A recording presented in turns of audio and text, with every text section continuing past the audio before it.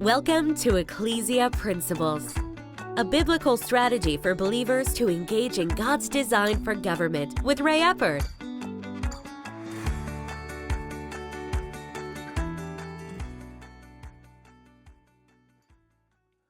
Hello, glad you could join us again today. This week, we're once again looking at building a bridge of trust. And we're looking at what happens when trust is broken. Because when trust is broken, it creates real life problems.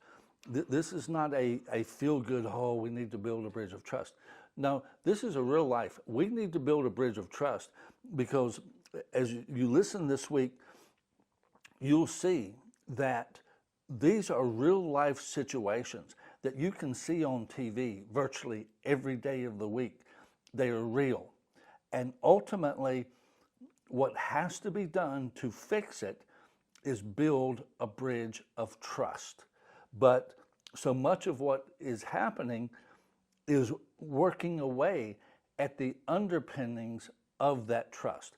Now, our two texts for this has been Proverbs 18:19. A brother offended is harder to be won than a strong city. And then Matthew 24:12, because lawlessness will abound, the love of many will grow cold. And I want to talk about lawlessness there because I don't want to use just the common perception of the law. Speed limit's 70 or speed limit's 35 or something like that. But think of this more in terms of the laws of human interaction.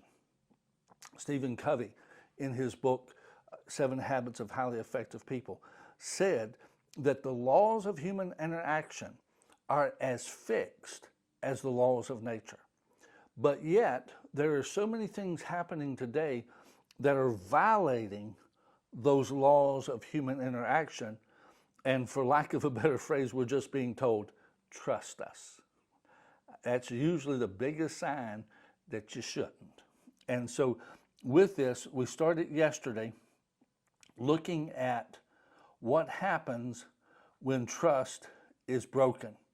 What happens when trust is broken? And we said that agreements are modified or eliminated. We looked at a number of different things. And with this, the second thing we'll talk about is redress is sought very carefully, but sometimes forcefully. You see, what we're having today, it's being painted as there's a bunch of domestic terrorists that have major problems. And, they're just, you got to be careful with them. No, a lot of what's happening, unfortunately, and I'm not advocating violence at all. I am not advocating that at all. There are things that we can do, and at some point we'll get into that. But what happens is when people try to go through the system and they see another agreement, whether written or assumed agreement, that this is what we expect from our government officials. This is what we expect from law enforcement. They are charged with a duty and have accepted that duty, and that they will uphold the Constitution. And then they're violating it left and right. That is an agreement that is being modified and in a lot of ways being eliminated. And as people are trying to pursue that, then there are those. I've often said that anytime you get a large group of people together, you're going to have 3 types of people there. You got 3 types. And not all of them are bad. And what happens a lot of times, let's just take the January 6th deal. The whole insurrection. Let's take that and let's examine what is coming out about that. Once now that the videos are being more accessible, more information is out, and lo and behold, we're finding out that what happened isn't exactly the way we were told it happened. Matter of fact, there are some cases that, well, it was a little off. but it was definitely painted to look good for one particular side and to look bad for the other side. But by and large, what you have is the three groups there in January 6th. You have that group, you have those three groups in virtually every riot that happens, that starts off peacefully but ends up in a riot. Now, some, if it's just a straight out riot, that's a different story. But let's take during Black Lives Matter, when the cities were being destroyed. You see, in both groups, both settings, Black Lives Matter and January 6th, you had a group of people that they're the first group. They're concerned citizens, and they're concerned about what's going on. And they don't like what's going on. They are determined to be peaceful.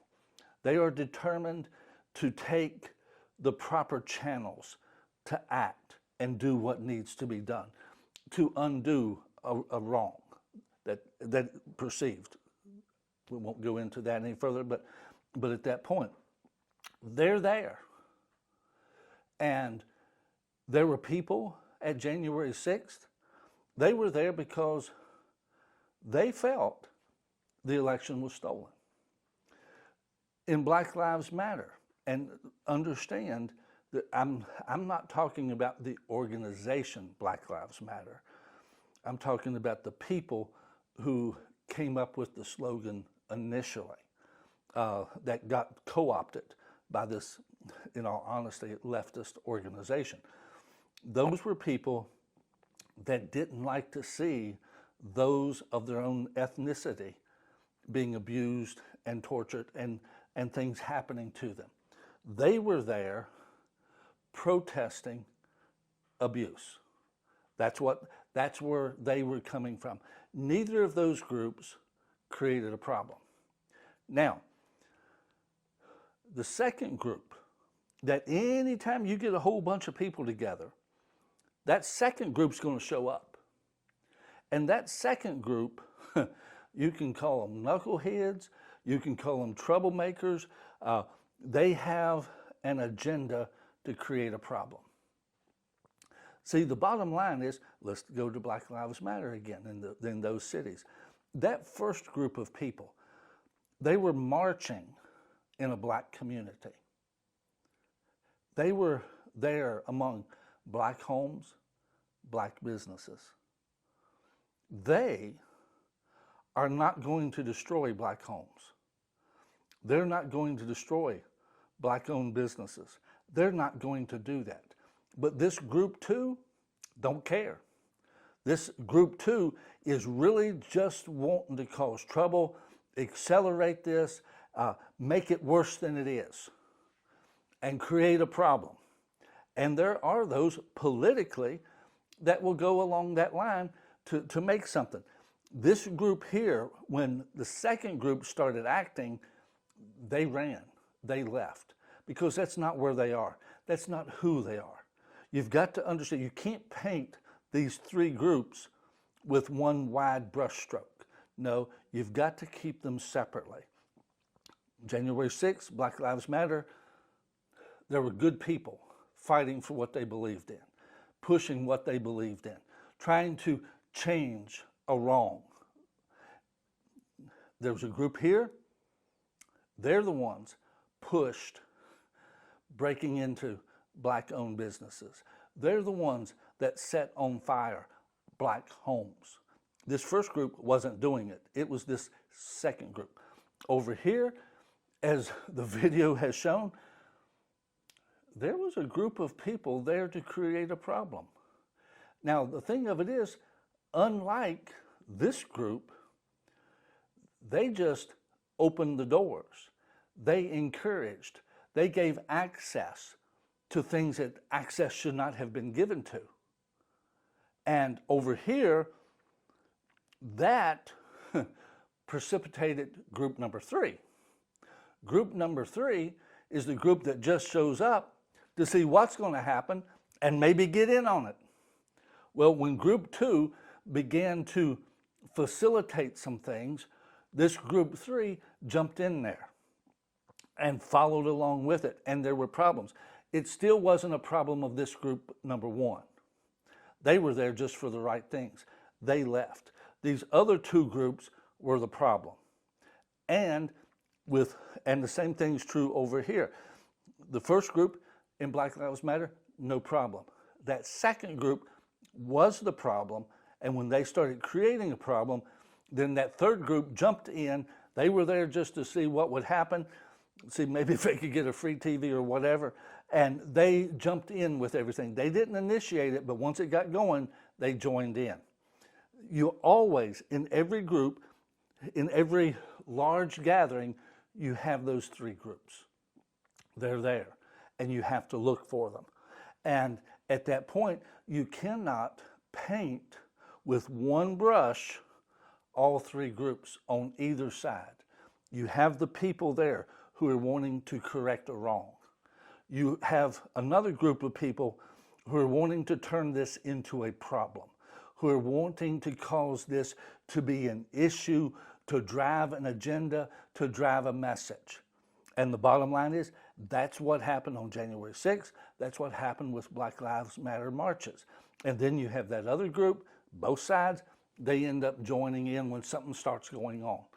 And when all that happens, group number 1 leaves because they're not a part of that. They're the ones that you see going the other way. They're not running to the problem, they're running away from the problem. Notice that in anything that you watch on the news. But you see, with that, there are those in those groups that sometimes they're fed up. They're upset with basically not being heard. Not being heard. There is no trust there. And right now, in both of those situations, there's no trust that has been established. The bridge of trust has been broken. The things that are happening in both situations, the bridge of trust is broken. And so we see in each situation some things forcefully being done. It's not right, but you've got to understand, if those in power continue to do things to break agreements, that they swear to uphold the Constitution and then they break the Constitution, those types of things facilitate problems. Life becomes more violent when the bridge of trust is broken. That's just a reality. And that's what we're seeing in so much of our nation today is that that bridge of trust has been broken, and we're seeing issues arise. And with that, one of the other things that happens when a bridge of trust has been broken is enemies can be formed. And what you have in both of these situations, enemies. It goes from a place of let's try to work together to they're an enemy. You know, the whole January 6th, anybody that was there, they're an enemy of our nation. They're a domestic terrorist. Over here, every white person is a terrible person and is oppressing the black man. Enemies are formed. Again, a sign that the bridge of trust is broken. This is real life. This is not some kind of, again, let's just all feel good and have a bridge of trust. No, it's real life problems that can only be fixed by building a bridge of trust. And that's going to be some hard work. Join us again tomorrow.